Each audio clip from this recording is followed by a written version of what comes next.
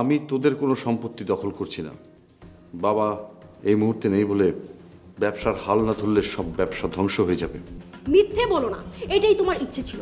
আর তোমার ইচ্ছে তুমি পূরণ করার জন্য আমার বোনের জীবনটা তুমি নষ্ট করেছো। কারণ কারণ আমার বোনই ছিল তোমার জীবনের সবচেয়ে বড় বাধা, সবচেয়ে বড় বাধা।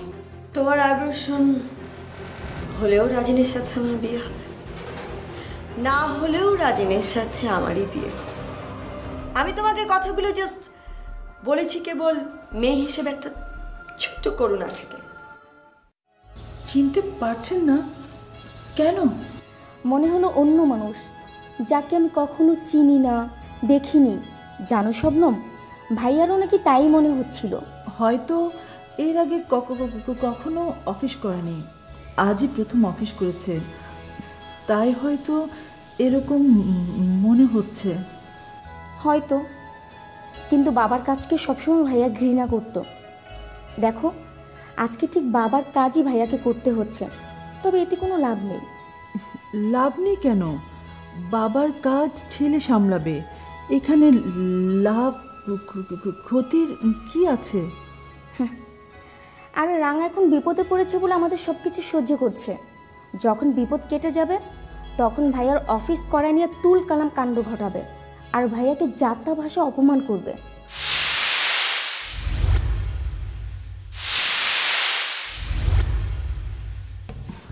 উনি আসলে আগের মতো নেই, উনি অনেক পাল্টে গিয়েছে।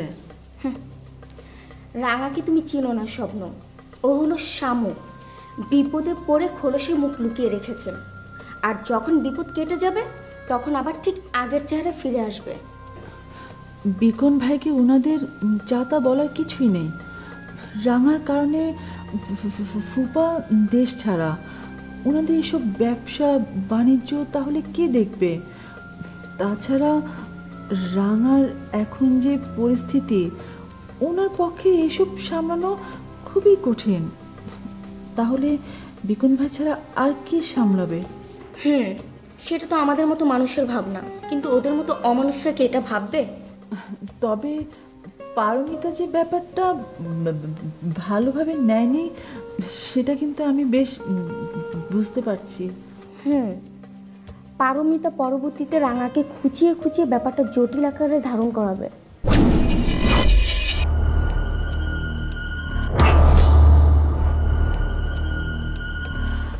তাহলে তো অনেক বড় সমস্যা হলো। বিক্রম ভাই তো অনেক বড় ভুল করলো। শুধু ভুল না, চরম ভুল করেছে আমার ছেলে, এবং সে ভুলটা আমারই জন্যে। কিছু করার নেই, আমি বারবার আমার ছেলেকে বিপদের মুখে ঠেলে দিচ্ছি। কিন্তু ফুপু, আপনি বারবার কেন এই কাজ করছেন? কিছুদিন পর ওদের চোখে আমার ছেলে শত্রু হয়ে দাঁড়াবে। ওরা আমার ছেলের সাথে ইঁদুর বিড়াল খেলায় মেতে উঠবে। তারপরও আমার কিচ্ছু করার নেই। সবই তো বুঝো মা, তারপরেও জেনে শুনে কেন বারবার ভাইয়াকে ঝামেলা জড়ো বলো? কারণ আমি জানি কোনো ঝামেলায় আমার ছেলেকে স্পর্শ করতে পারবে না। ও সৎ সৎ মানুষের সাথে আল্লাহ থাকে।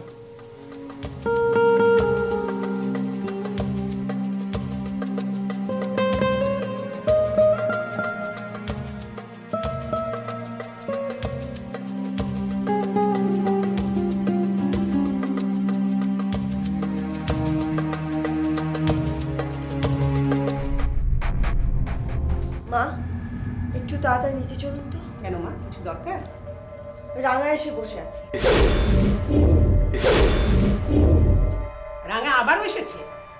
আচ্ছা, এই মায়াটা কেন এই বাড়িতে ঘন ঘন আসে? এই, ওকে জিজ্ঞেস করছিস কেন? কথাটা গিয়ে তোর ভাইকে জিজ্ঞেস কর। প্রতিশোধ নিতে গিয়ে ঝামেলা পাকিয়েছে। এ মেয়ে ডেলি ডেলি আসা শুরু করেছে, কোন দিন না জানি পার্মানেন্টলি চলে আসবে। হ্যাঁ, ঠিকই তো কইছো নূপুর। এই রাঙা কি লাগেজ টাগেজ নিয়ে আসছে নাকি? না ভাইজান, কিছু সাথে নেই। হাসিন, তুই বরং এক কাজ কর, রাঙাকে গিয়ে বল লাগেজপত্র নিয়ে আমাদের বাড়ি চলে আসুক। কি বলো নূপুর? এইসব তুমি কি কও মা? আমি ওর এইসব কথা কেন কইতে যাবো? তোর তো কোনো ঠিক ঠিকানা নেই। যেখানে টাকার গন্ধ পাবি তুই সেই দলেই ভিড়বি। মা, মা তুমি তো এই কথাটা দুষ্টুমি করে আমারে বলছো তাই না, কিন্তু নূপুরের সামনে বললা, নূপুর কিন্তু সিরিয়াসলি ভাববো যে আমি মনে হয় এইরকমই চাই। আমিও সিরিয়াসলিই বলছি। মা এখন কি একটু নিচে নেমে ওর সাথে কথা বলবেন? কেন মা, ও কি আমার গেস্ট? ওকে কি আমি দাওয়াত দিয়ে এনেছি এই বাড়িতে? না মা, তা না, আমি তাহলে কেন ওই মেয়েকে বোঝাতে আমার নিচে যেতে হবে? তাছাড়া ওই মেয়েকে দেখলেই আমার প্রেশার বেড়ে যায়, মাথায় রক্ত উঠে যায়। হায় হায়, কও কি? তাহলে তো তোমার অবস্থা খুবই খারাপ। না না মা, তোমার যার দরকার নাই নিচে। এই নূপুর, তুমি এক কাম করো, তুমি যাও গা, যায় ওই রাঙারে কিছু চা নাস্তা খাওয়ায়া ওরে তুমি বিদায় করে দাও, যাও। না, ওই মেয়ের জন্য এ বাড়িতে কোনো চা নাস্তা নাই, এক গ্লাস পানিও এখানে ওর জন্য বরাদ্দ নাই। আর নূপুর, তুমি কেন ওই মেয়েকে গেট খুলে দিয়েছো? মা, আমি যদি ওকে বাইরে দাঁড় করিয়ে রাখতাম তাহলে কি আরো বেশি সিন ক্রিয়েট হতো না? সিন ক্রিয়েট করলে করুক, রাস্তার মানুষ তো কত কিছুই দেখে, তাতে আমাদের। নূপুর, তুমি এক্ষুনি রাঙারে এই বাড়ি থেকে বাইর করে দিবা, ঠিক আছে? যাও। ভাইজান, কেন এমন বোকার মতো কথা বলছেন? ওকে বাইরে কেন বের করে দেব? আমাদের এখানে সবাই চেনে, ওকে কে চেনে? বাইরে একটা সিন ক্রিয়েট হলে তখন আমাদের সম্মান থাকবে? এখন এসব কথা বলার কোনো কারণই নেই। কেমন বেহায়ের বেহায় মেয়ে দেখেছো? ও জানে যে আমার ছেলেটা ওকে একেবারেই ভালোবাসে না, এটা একটা প্রতিশোধ নিয়েছে, তারপরেও বারবার এ বাসায় আসবে না? মেয়েটা কার দেখতে হবে তো, মির্জা কামালের মেয়ে, এর নামই বোধহয় ভালোবাসা। এই ব্যাপারে আমি রাজিনের সাথে কথা বলেছি না। রাজিন আমাকে যা বলেছে সেটা হলো, হয়তো এখানে ভালোবাসাবাসির কোনো ব্যাপার নেই, যা আছে তা জয় আর পরাজয়ের ব্যাপার। হবা, জয় পরাজয়ের খেলা চলতেছে, কে কার উপর টিক্কা দিয়া জিতবো তাই চলতেছে। রাঙা চাইতাছে যে কইরা হোক না কেন রাজিন রে নত করতে, বশ করতে, আর রাজিন চাইতাছে যে করেই হোক না কেন ওই রাঙারে সমাজে ছোট করবে, মুখে যেন তার চুনকালি লাগে, বুঝছো? এটাই চলতেছে। ভালো, কবে যে আমাদের বাড়ির মান সম্মানে টানাটানি পড়বে, আর ওই মেয়ে কতদিন এভাবে আমাদের বাসায় আসা যাওয়া করবে কে জানে। আসুক না মা, আসুক, আর কটা দিনই বা আসতে পারবে, কদিন পরে তার আসতে পারবে না। তখন ওর যে অবস্থা হবে, তখন ঘর থেকে তো বেরোতে পারবে না। যদি বেরোয় তাহলে লোকজনের প্রশ্নের মুখোমুখি হতে হবে, ফলে লজ্জায় তখন ঘর থেকে বেরোতে পারবে না আর আসতেও পারবে না। হ্যাঁ, দেখতেছো না যে লজ্জায় মির্জা কামাল ওই বিদেশে যায় মুখ লুকাইছে। এই মায়ার কোনো ফয়সালা না হইলে দেশে ফিরতে পারবো না। কত মানুষের সর্বনাশ করেছে মির্জা কামাল, এখন যখন নিজের মেয়ের সর্বনাশ হয়েছে তখন বিদেশে গিয়ে মুখ লুকিয়েছে। মা, তাহলে আপনিই বলুন রাঙাকে নিয়ে করবোটা কি? প্লিজ আপনি নিচে চলুন। না, আমি যেতে পারবো না, যা করার তোমরা গিয়ে করবে। মা, ঠিক আছে, তোমার যার কোনো কাম নাই, আমি দেখতেছি, যা করার আমি করতেছি, রাঙারে আমি সামলাইতেছি, ঠিক আছে? এই দাঁড়া, তুই যাবি না, তুই যাও মানে তো বড় কোনো প্যাচ লাগানো। দাঁড়া এখানে। নূপুর, তুমি যাও মা। ভাইজান, মা কিন্তু ঠিকই বলেছেন।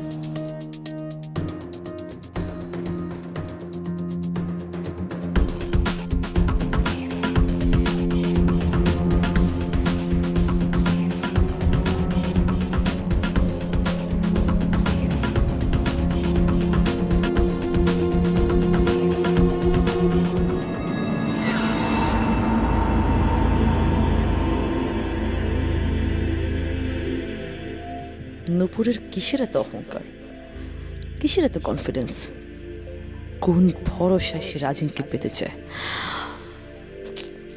রাজিনের উপর যদি করা অধিকার থাকে সেটা আমার, রাজিন আমার ছিল, আমারই থাকবে। কি মনে করেছে আমাকে তাড়িয়ে দিলে আমি চলে যাব? না, আমি বারবার আসবো। যতদিন পর্যন্ত রাজিন আমার মুখোমুখি না হবে আমি আসতেই থাকবো। দেখি না রাজিন কতদিন আমার কাছ থেকে লুকিয়ে থাকতে পারে। আমার ফোন ধরবে না, আমার সাথে দেখা করবে না, আমি আসতেই থাকবো। এক সময় তাকে আমার সাথে দেখা করতেই হবে, আমার মুখোমুখি তাকে হতেই হবে।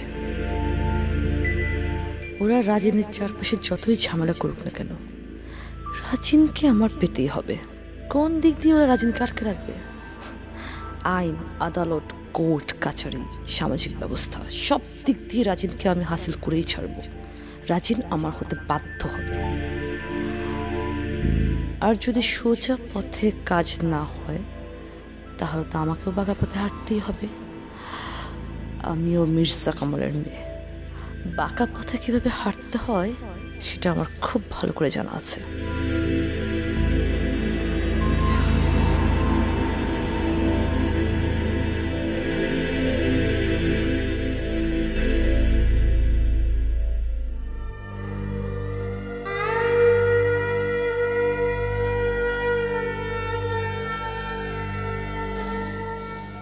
কি হয়েছে রে বাবা? মা, আমাকে মুক্তি দাও।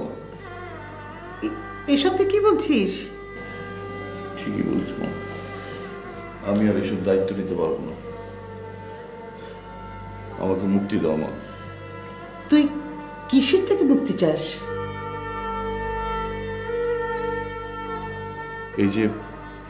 এই যে তুমি আমাকে জোর করে বাবার অফিসে পাঠালে, বাবার সবকিছু দেখাশোনা করতে বললে আমি বড় ছেলে, সবকিছু দেখাশোনা করার দায়িত্ব আমার। কিন্তু মা, আমি এই দায়িত্ব নিতে পারবো না। এই দায়িত্ব থেকে আমি মুক্তি চাই মা। কেউ কিছু বলেছে বাবা? ওরা আমাকে ভুল বুঝছে মা। ওরা তো আমার ছেলেটাকে বুঝলো না। তুই যে ওদের কত ভালোবাসিস তোরা কখনো বুঝবে না। যারা ভালোবাসা বোঝে না তারা কি দায়িত্ব বোঝে মা? ওরা ভাবছে আমি স্বার্থপর, সুযোগ সন্ধানী, সুযোগের সদ্ব্যবহার করছি আমি। কোন সুযোগে সদ্ব্যবহার করছিস তুই? মা, পারমিতা বলেছে আমি নাকি রাজিনকে দিয়ে প্ল্যান করিয়ে এই কাজ করিয়েছি, রাঙাকে ইমোশনালি হাত করিয়েছি, মান সম্মানের ভয় দেখিয়ে বাবাকে দেশ ছাড়া করিয়েছি। বলো, এগুলো কি আমার মনের ইচ্ছা? কখনো না। আমার ছেলের মতন ভালো ছেলে একটাও হয় না। কি দরকার মা ওদের ভালো করতে গিয়ে ওদের কাছে খারাপ হওয়ার, লোভী হওয়ার? কি করবি? কাল থেকে আমি আর অফিসে যাব না।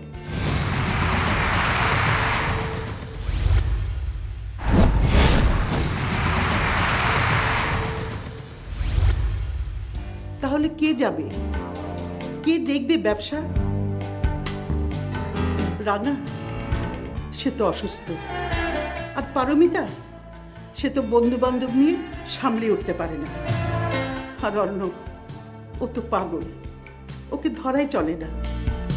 তাহলে কে দেখবে? আমি বৃদ্ধ বয়সে অফিস সামলাতে পারবো? তুই না দেখলে সব যদি লুটপাট হয়ে যায়? তোর বাবার শত্রুর তো অভাব নেই। তোর বাবা ফেরত আসলে তাকে কি জবাব দেব? তার আমানত তাকে ফেরত দিতে হবে না? তাই বলে এত অপমান আমি সহ্য করতে পারবো না মা। প্লিজ মা, আমাকে মুক্তি দাও। পাগলদের কথা শুনে পাগলামি করলে চলবে না। ওরা তো বলবেই, বাদ দে ওদের কথা। আমি যে দায়িত্ব তোকে দিয়েছি, আমি চাই সে দায়িত্ব তুই ভালোভাবে পালন কর। আমি তো আর পারছিলাম না। পারতেই হবে বাবা। মুখ ফিরিয়ে নেয় কাপুরুষরা। আমার সন্তান তো কাপুরুষ না।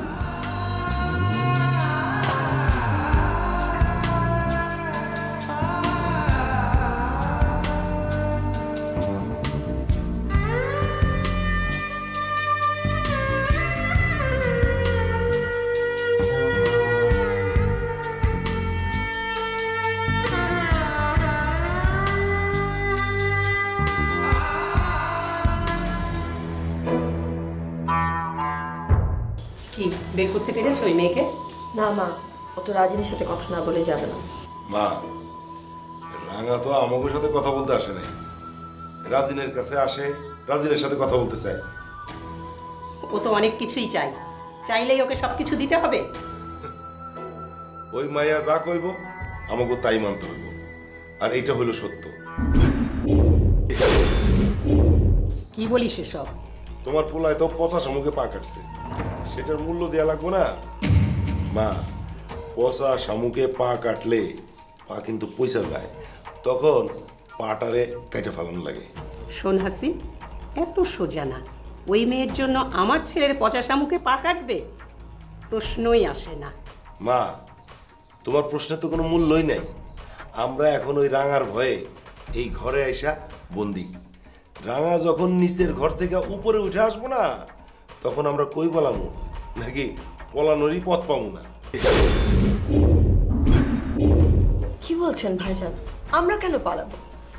প্রয়োজনে সবাই মিলে ওকে আমরা ঘর ছাড়া করব। পরে তুমি ঘর ছাড়া করবা? রাজিন তো ওই মায়ের ভয়ে বাড়িতেই আসতে পারতেছে না। 2 দিন পর ওই মায়া তোমারে না ঘর ছাড়া করে। হাসিন, চুপ কর। একটা ফালতু মেয়ের জন্য কেন নিজেদের মধ্যে ক্যাচাল সৃষ্টি করছিস? যা, পারলে গিয়ে ওকে বের করে দে। তখন তো আমি যাইতে চাইলাম, তুমি আমার যাইতে দিলে না। তখন তুমি আমারে কি সব কইলা।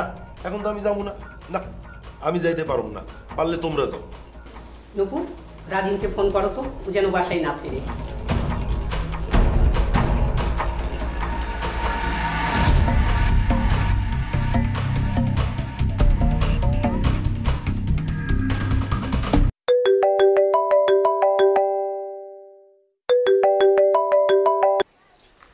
হ্যালো রাজিন, তুমি কোথায়? এই তো রিসোর্টের ছাদে কিছু কাজ করাবো তো, তাই দেখতে এলাম।